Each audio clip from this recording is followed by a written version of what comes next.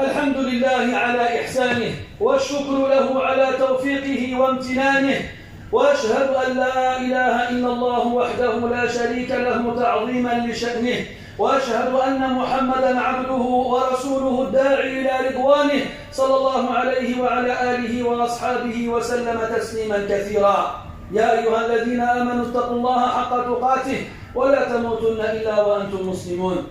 Chers musulmans, vous n'êtes pas sans savoir que depuis quelques jours, le nouveau croissant de lune est apparu et avec lui, un nouveau mois est entré. Ce mois est le mois d'Allah qu'on appelle Muharram. Et avec lui, nous entrons aussi dans une nouvelle année. Une nouvelle année hégirienne. Nous sommes actuellement dans l'an 1443. Ça fait 1443 ans que le prophète sallallahu alayhi wa sallam a quitté la Mecque pour s'installer à Médine. Cette année, le mois de Muharram s'est présenté aux musulmans et les a trouvés dans la pire des situations. Regardez autour de vous sur terre. Nos frères, les Ouïghours, subissent les pires des tortures et des châtiments par le gouvernement chinois. Et même si on a beaucoup entendu parler d'eux, aujourd'hui, chez la plupart ou chez beaucoup de musulmans, ils sont devenus un oubli oublié. Regardez aussi nos frères Rohingyas qui ont été chassés de chez eux et expulsés. On leur a retiré leur citoyenneté. Et aujourd'hui, ils errent sur terre sans avoir de lieu où aller. Regardez le nombre de victimes et de morts qu'il y a dans les guerres au Yémen, en Irak et en Syrie. Et regardez actuellement le ciel turc et algérien qui a été troublé par de nombreuses fumées dues à des incendies terribles. Et le nombre de morts ne cesse d'augmenter jour après jour. C'est la triste réalité dans laquelle vivent beaucoup de musulmans. Et si on voulait étaler la liste, on pourrait le faire. Mais garde en tête qu'Allah subhanahu wa ta'ala ne fait de tort à personne. Et garde en tête aussi ce verset qui résume la situation. Ce verset où Allah subhanahu wa ta'ala dit ظهر الفساد في البر والبحر. Al-Fasad, c'est l'inverse de As-Salah. As-Salah, c'est quand tout va bien. Al-Fasad, c'est quand tout va mal. Al-Fasad, c'est répandu sur terre et dans la mer. À cause de quoi? Bima kasabat aydin nas. À cause de ce que les mains des gens ont accompli comme acte. À cause de nos péchés. Et encore Allah subhanahu wa ta'ala ne nous punit pas entièrement pour ces péchés-là. Il nous punit partiellement par sa miséricorde subhanahu wa ta'ala. Allah dit azza wa jal وَلَوْ يُؤَاخِذُ اللَّهُ النَّاسَ بِمَا كَسَبُوا مَا تَرَكَ عَلَى ظَهْرِهَا مِنْ دَابَّةٍ. Si Allah punissait les gens pour leurs crimes, il n'aurait laissé sur terre aucune bête. Il n'y aurait plus aucune bête vivante sur terre. Elles auraient toutes été exterminées à cause de nos péchés. Donc ce qui se passe là, ce n'est qu'une partie de la punition. Puis Allah finit en disant لَعَلَّهُمْ يَرْجِعُونَ. Si Allah agit ainsi envers nous, c'est pour que nous revenions vers lui, que nous nous repentions. Regardez comment les musulmans sont devenus. Les transactions financières sont pour la plupart pleines d'usure et d'intérêt. La fornication est devenue apparente, elle n'est plus cachée. La prière a été délaissée ou gâchée. L'aumône, l'impôt légal, la zakat a été oubliée. Et à notre fortune, nous nous sommes accrochés. Regardez comment les forts mangent les faibles. Et comment les riches oublient les pauvres. Et la vie, c'est encore longue, mes frères. Et pour résumer cela, le verset où Allah Ta'ala dit اقترب للناس حسابهم Le jugement des gens se rapproche d'eux. وَهُمْ فِي غَفْلَةٍ مُعْرِضُونَ. Alors qu'ils ne cessent de se détourner tout en étant insouciants. Al-ghafla, des catastrophes autour de nous. Et nous ne cessons d'être insouciants. Nous baignons, non, nous nous noyons dans un océan de péché et de désobéissance. Et ça ne nous gêne pas, ça ne nous fait rien. Puis après, quand jour après jour, année après année, on entend des événements de ce genre, on s'étonne. Vous n'avez pas remarqué que ça cesse de se rapprocher? Ça a commencé en Chine, à l'Extrême-Orient, puis ça approche. Le Moyen-Orient, maintenant le nord de l'Afrique. C'est qui les prochains? Et de quelle façon? Quand est-ce qu'on va finir par comprendre? Quand est-ce qu'on va finir par se réveiller? Combien de fois les imams ou les gens de science exhortent et rappellent aux musulmans la gravité des péchés et leurs conséquences? Mais malheureusement, nous on dit quoi? Nous tout va bien, on est là, on est en sécurité, il n'y a pas de bombe qui explose au-dessus de nos têtes, il n'y a pas de maladie. D'ailleurs, la maladie, on n'en a pas parlé. Au Maghreb aussi, ça explose actuellement. De la Tunisie au Maroc, regardez les portes des hôpitaux. Regardez comment le corona est en train de rendre fou tout le monde. Et le nombre de morts aussi ne cesse d'augmenter. Tous les vendredis, on demande de faire des doigts pour les malades du corona. N'est-ce pas suffisant pour ouvrir les yeux si on est clairvoyant? Mais malheureusement, nous sommes aveugles. Aveuglés par notre insouciance, aveuglés par notre opulence. Mais devant Allah, nous ne pourrons pas clamer innocence. Malgré tout ça, mes frères,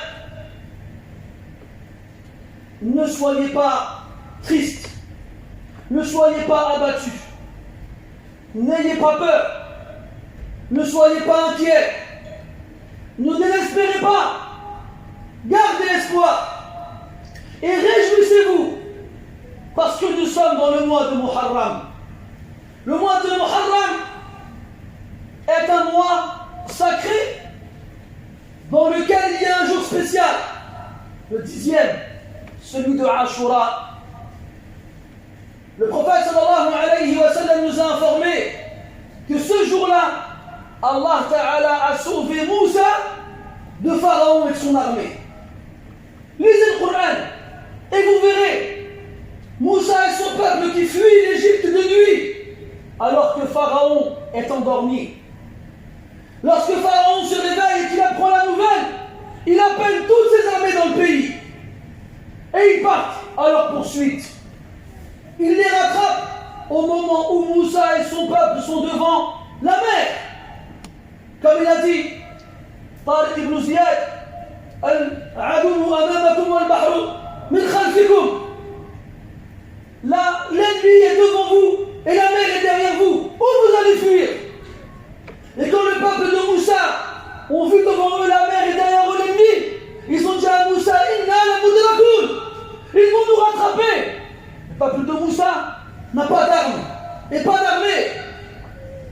Ils sont faibles et ils se sentent pris au piège. Mais Moussa alayhi salam leur dit, Kalla, inna ma'iya rabbi sayahdi. Non, il est avec moi, mon Seigneur, il va me guider.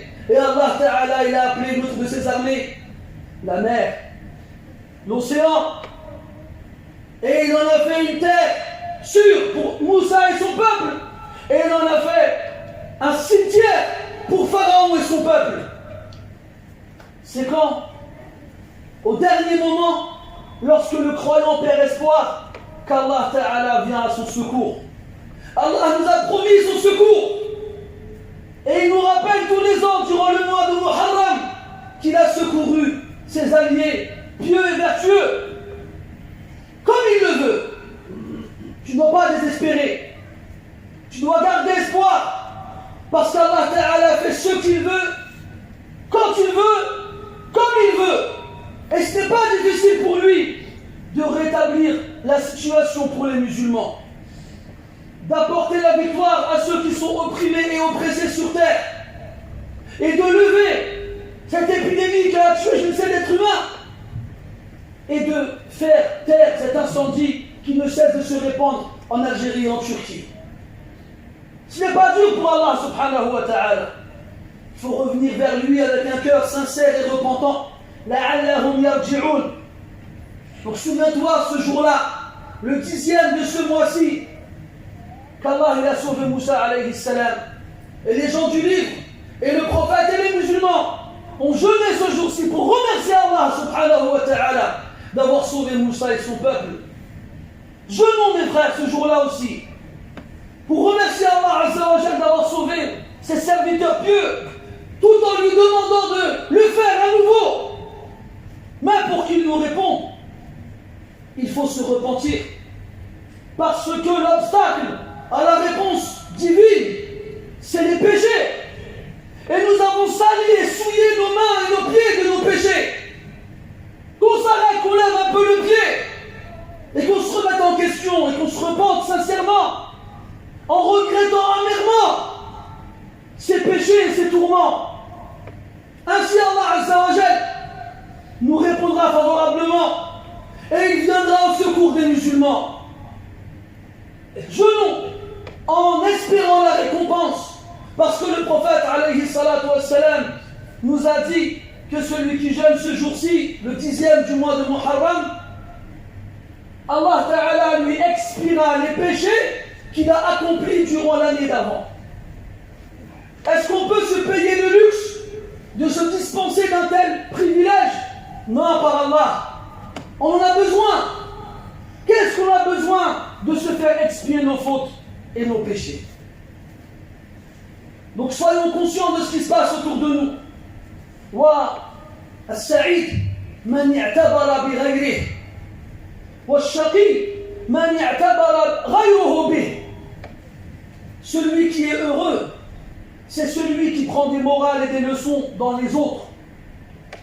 Quant au malheureux, c'est celui qui sert de morale et de leçons aux autres. Il y a des morales pour vous, autour de vous. N'attendez pas de devenir à votre tour des morales pour les autres.